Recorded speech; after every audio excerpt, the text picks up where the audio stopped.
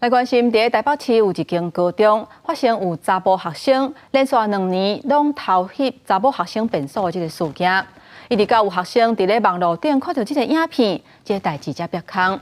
目前，这个查甫学生是已经被记过2支，嘛办休学。因为法官要求保护管束3年，另外民事的官司目前是还在拍。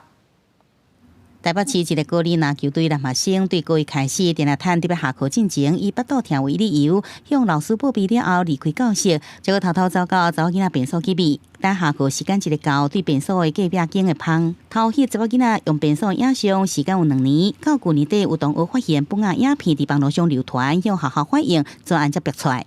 那送到奖惩委员会的时候，他们就发现我们的大过是需要有性侵跟性霸凌，不符合大过。那他们找到小过是符合的，所以他们的决议就是记2支小过。案发了后，学校通报教育局调查了，确认性骚扰事件成立。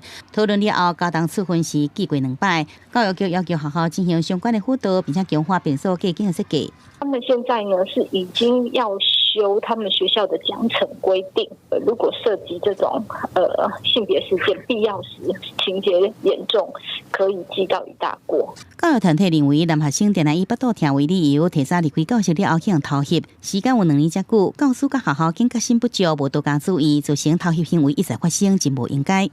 他到底是在什么情况下可以一直的偷拍而不被发现？那学校的管理是不是有些问题？或者是说，这个孩子他借故肚子痛，然后就离开教室，难道没有任何人会去关心说，他怎么了吗？为什么常常这样？原来这个男学生案发了后已经办理休学，2个被害女性提出告诉，刑事部分法官告知保护管束3年，民事部分因为和解金讲不完，也是拍官司。记者综合报道。